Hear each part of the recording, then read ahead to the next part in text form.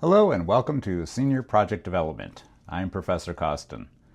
So this course exists because our Industrial Advisory Board and the employers that we work with told us that new hires often come in with strong technical skills, but they struggle with uncertainty on the job and business constraints and big picture thinking and all the challenges that come with large projects.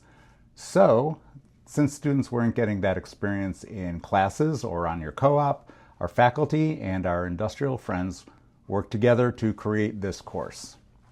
So the goal of the course is to give you those skills and treat you, whenever possible, like first-year professional employees, not so much students.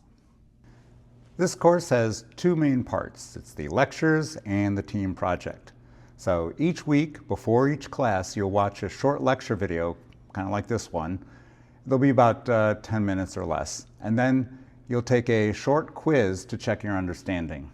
And you can re-watch the video and retake the quizzes as often as you like. Just make sure that you finish before class. So, showing up unprepared for a class is like showing up unprepared to go to work at your job. That would be totally unacceptable. So make sure you watch these videos and take each quiz before each class. In class, we'll go deeper into the lecture material and you'll work with your project team.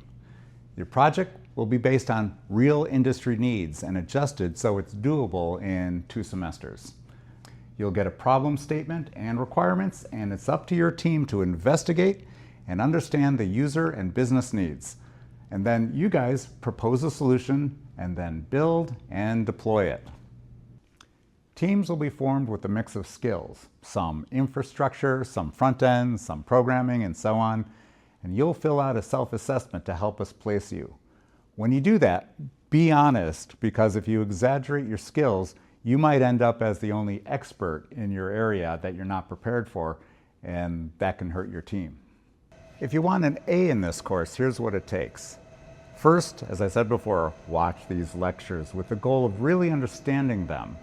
Second, speak up in class and ask questions, share ideas, and join the discussion. And third, connect what you learn in the lectures to your project.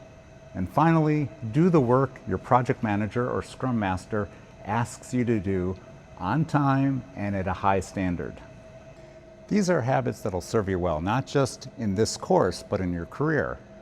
On the other hand, missing deadlines or turning in poor quality work, whether for your instructor or your project manager, is the fastest way to fail this course. That's completely in your control, so keep that in mind. So that's it for now. Just don't forget to take the quiz for this lecture.